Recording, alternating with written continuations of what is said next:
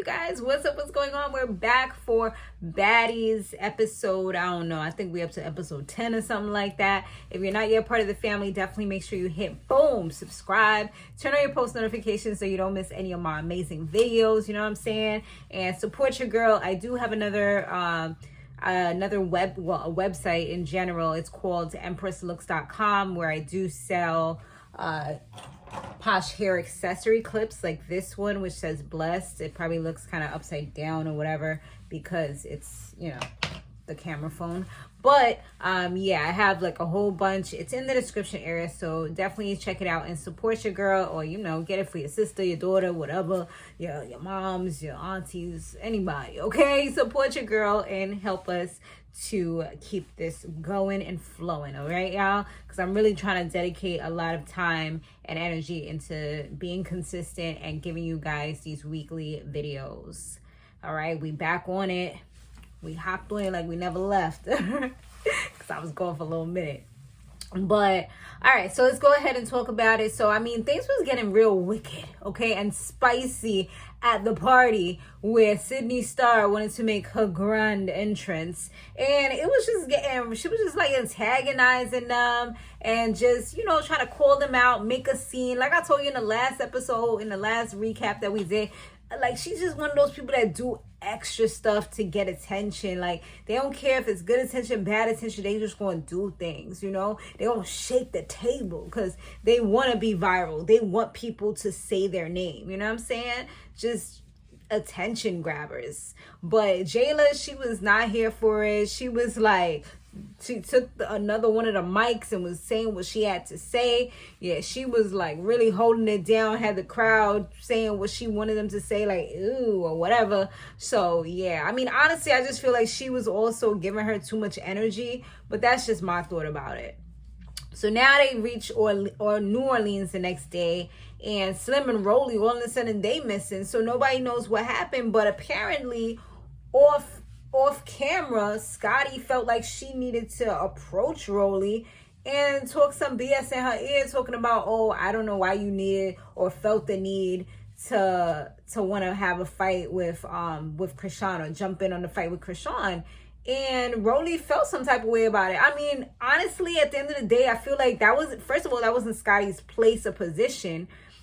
This happened days ago. Y'all already moved way past that, according to the way that it looks from the timeline. That was like, what, 3 episodes ago? You know what I'm saying? Like, what are you doing? Why are you going backwards? Why are you even involved in this? Because you was hanging out in the house with them. Now you feel like you're the protector? Like, you barely even speak. You trying to make sure that people remember you? Is that what it is? You trying to like start something? Like, I don't know. It was just, to me, it was low-key weird that she was even doing that. And Persuasian was the person that was able to talk for Rollie and say these things, because Rollie wasn't present when Scottie was the only one saying what happened. And of course it happened off camera, so there's no proof of what actually went down. But Persuasian was like, you know, Rollie felt some type of way. So yeah, all of a sudden Scottie think that she's big and bad, I guess because she got Creshawn on her side, and you know, Creshawn's a real life fighter. But no. So yeah, when they was on the sprinter, they see both Rollie and Slim just kind of walking.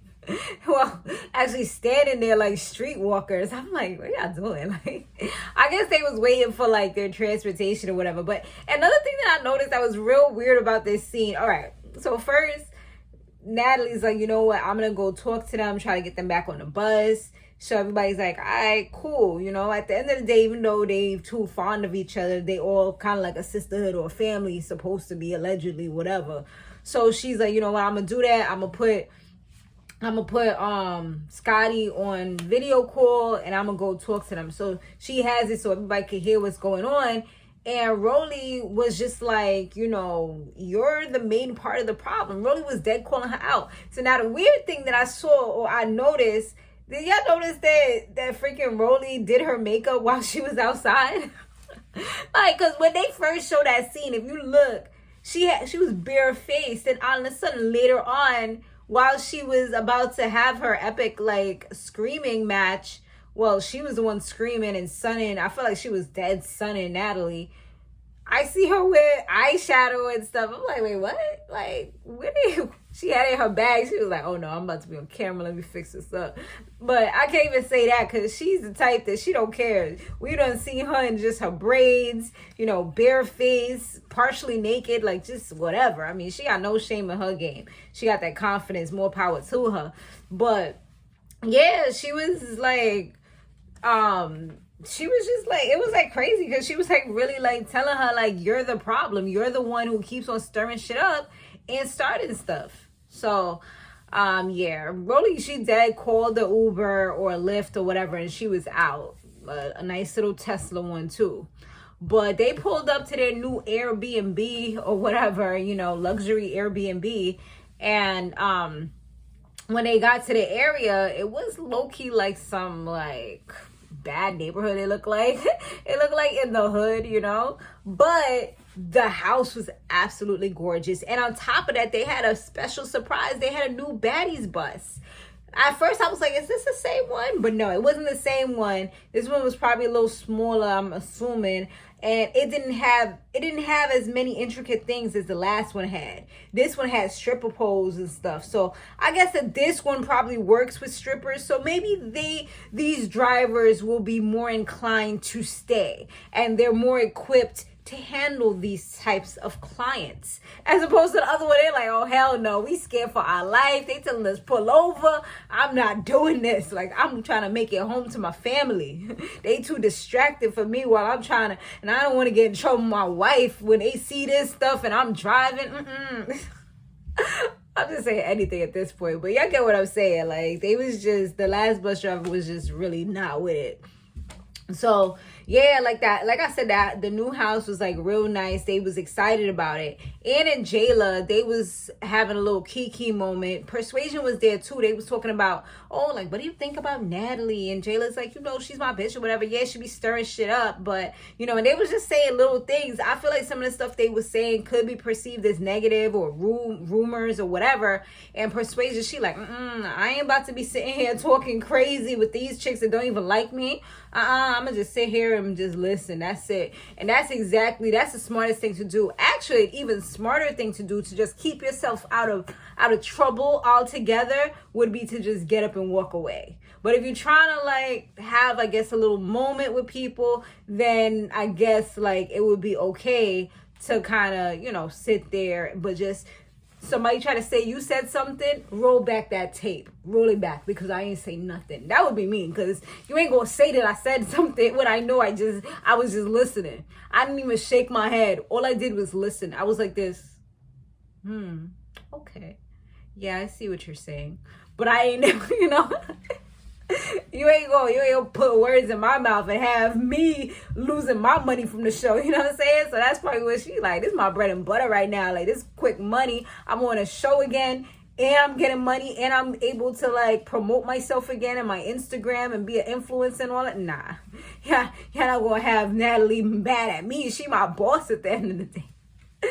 Persuasion knows. She know what she doing. So now they's about to go to a party or whatever. They party in New Orleans, and Bree was like, you know what? No man, no woman left behind. You know, everybody, I'm cool with everybody, so I'm calling my bitches. So she calls Slim and what you call it, and Rollie, and you know, tells them they about to go to the party. They need to pull up. I mean, Rollie, she wasn't really with it like that, but she ends up coming, you know, just to argue. Just because that's what I feel like she came for. So yeah, she came and, you know, she addressed Scottie first, addressed that whole issue, and boom, it showed that Scottie was pretty much lying because Rollie called her out talking about some, oh, you know, you try to say that Slim threw it at Creshawn first, and then you want to say that somebody told you that they told you that, but who is they? You know what I mean? And she's like, oh, first she tried to like defend it, and then she was like, but so what? And then try to like start deflecting. So that's how you knew like she pretty much got caught in a lie, because she's like, I swear on my son that you said that. Like, she had conviction. You know, that's one thing about Rollie. Like, if she is adamant about something or she really feels strongly about it, she's going to go hard for what she believes in. which, you know, I mean, it is what it is. And then she also was calling out Natalie because she's like, Natalie at the end of the day is always the ringleader. She's always the one that's trying to stir stuff up. She's like, there was no drama. Then all of a sudden she's coming up to me saying stuff to kind of start things up, to make things happen again. And she's like, I know that you're the one putting things in her ear, you know, because we didn't have any problems. And it is weird that she just randomly felt the need to come up to Rollie. And you know that Rollie has, like, you know what, some of a temp. And plus, that's like none of your business. Like, I think if you ask anybody the stupid ass question, especially depending on how you approach somebody, yeah, they're gonna get defensive. They're gonna want to smack the crap out of you because of the way that you're approaching them. You know, some things you should just, it should be left unsaid. You know what I mean? But yeah, Natalie and her, they started like arguing or whatever. Natalie was getting all loud and stuff and hyped up.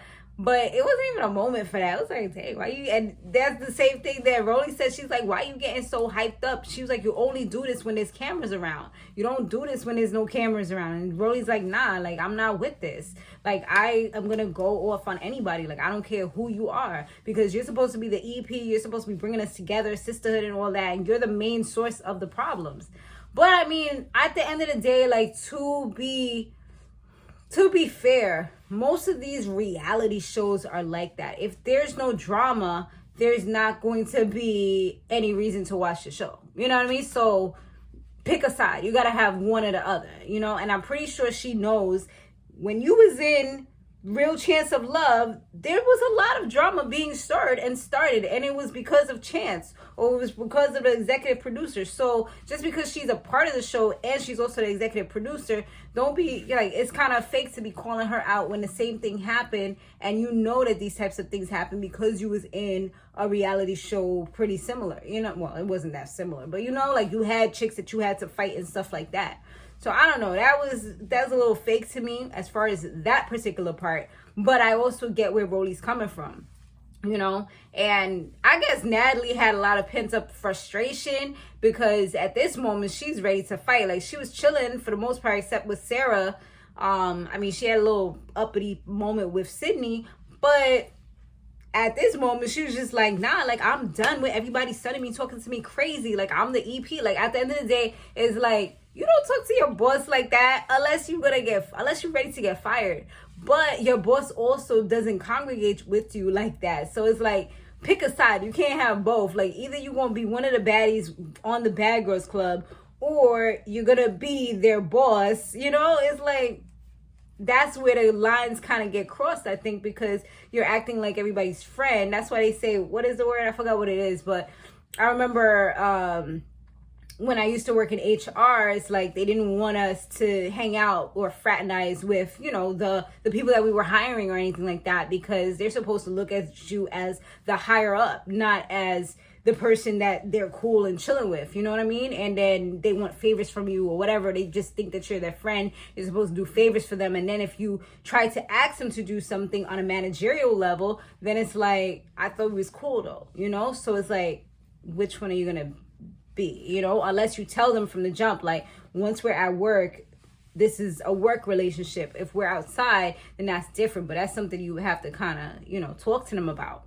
That's why she's having so many problems with all of these ladies, is because they're not really looking at you as the boss, because you're amongst them and you're seen as their equal. Like, Jayla will never call you, oh yes, you're my boss.